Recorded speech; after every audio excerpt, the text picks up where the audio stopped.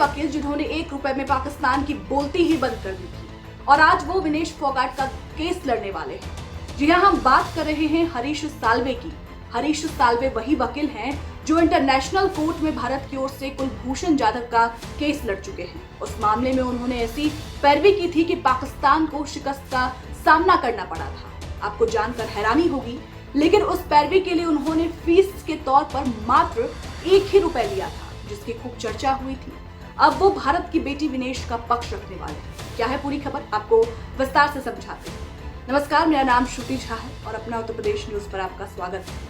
Paris Olympic में पूरे देश को भारत की महिला पहलवान विनेश फोगाट से गोल्ड की उम्मीदें थी। हालांकि फाइनल मुकाबले से ठीक पहले उनका वजन 100 ग्राम ज्यादा निकला, जिसकी वजह से उन्हें अयोग्य करार दे दिया गया। विनेश फोगाट को अयोग्य करार दिए जाने के बाद खिलाफ याचिका पर आज सुनवाई हुई है। हालांकि सुनवाई तो 1 बजे ही होनी थी, लेकिन अब ये सुनवाई आज 5:30 तक चल गई है। 5:30 के बाद ये सुनवाई होगी। विनेश की ओर से उन्हें सिल्वर मेडल दिए जाने की मांग उठाई गई है। Court of arbitration for sports यानी CAS में ये सुनवाई होगी। खास बात यह है कि सीनियर वकील हरीश साल्वे इस मामले में विनेश फोगाट का पक्ष रखने वाले हैं। हरीश साल्वे की पहचान देश के दिग्गज वकीलों में होती है। विनेश के मामले में हरीश साल्वे का ये फैसला बेहद अहम माना जा रहा है। दरअसल court of arbitration for sports में भारतीय दल अपना पक्ष मजबूती से रखने को लेकर किसी नामी वकील को चाहता था। अब हरीश साल्वे के आने से भारतीय दल ने जरूर राहत की सांस ली होगी। देखिए, हरीश साल्वे की पहचान देश के नामी और सबसे सफलतम वकीलों में होती है। साल 1999 से 2002 के बीच वो भारत के सॉलिसिटर जनरल के रूप में भी काम कर चुके हैं। साल्वे की गिनती सबसे महंगे वकीलों में होती है। उन्होंने कुलभूषण जाधव के मामले में इंटरनेशनल कोर्ट ऑफ जस्टिस में बचाव के लिए महज 1 रुपए फीस ली थी। ICJ में उन्होंने ऐसी दलीलें रखी थी कि पाकिस्तान की बोलती तक बंद हो गई थी। अंतर्राष्ट्रीय कोर्ट ने पाकिस्तान जेल में बंद भारतीय नागरिक कुलभूषण जाधव की फांसी की सजा पर रोक लगा दी थी।